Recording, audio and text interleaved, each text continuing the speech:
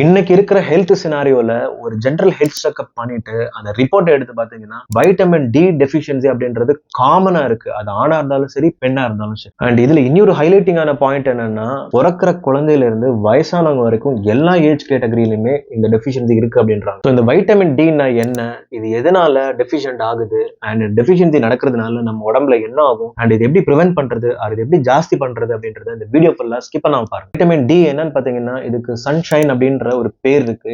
ஏன்னா ஆல்ரெடி நம்ம உடம்புல இந்த வைட்டமின் டி இன்ஆக்டிவ் ஸ்டேட்ல இருக்கும். அண்ட் நம்ம சன்லைட்ல பெக்யூலியரா யூவிபி அப்படின்ற ரே வந்து நம்ம உடம்புல படும்போது இந்த இன்ஆக்டிவ் ஃபார்ம்ல இருக்கிறது ஆக்டிவா சிந்தசைஸ் ஆயிடும். அண்ட் அந்த யூவிபி ரே அப்படின்றது எப்ப கிடைக்கும் பாத்தீங்கன்னா 10 மணில இருந்து 3 மணிக்குள்ளதான் கிடைக்கும். அண்ட் இந்த வைட்டமின் டி நம்மளோட phone, teeth, muscle and immunity சிஸ்டத்தை ஸ்ட்ராங்கா வச்சுக்கிறது தான் இதோட மெயின் ஃபங்க்ஷனாலிட்டி. அண்ட் இந்த வைட்டமின் டி டெஃபிஷியன்சி எதனால வருதுன்னு பாத்தீங்கன்னா, ஃபர்ஸ்ட் நம்ம சன்லைட்ல அதிகம் எக்ஸ்போஸ் ஆகாம இருக்கிறது. ரெண்டாவது விஷயம் டார்க்கர் ஸ்கின். ஸோ டார்க்கர் ஸ்கின்னை பொறுத்த வரைக்கும் மெலானின் பிக்மெண்ட் அதிகமா இருக்கும். அங்க இந்த யூவிபி ரேஸ் வந்து அதிகமா பெனிட்ரேட் ஆகாம இந்த வைட்டமின் டி சிந்தசிஸ் நடக்காது. அண்ட் மூணாவது பாத்தீங்கன்னா systemic illness like fatty liver problem, kidney டிசீஸ்லயும் வைட்டமின் டி அப்சார்ப்ஷன் கம்மியா இருக்கும். அண்ட் நாலாவது பாத்தீங்கன்னா certain kind of medications like cholesterol drugs, metformin, இதுவுமே பாத்தீங்கன்னா வைட்டமின் டி அப்சார்ப்ஷனை வந்து குறைக்கும். அண்ட் இந்த மாதிரி டெஃபிஷியன்சி ஆகுறதுனால bone weakness, joint pain, low immunity, hair fall அப்படின்னு சொல்லி நிறைய ப்ராப்ளம் வரதுக்கான பாசிபிலிட்டிஸ் இருக்கு. இந்த வைட்டமின் டி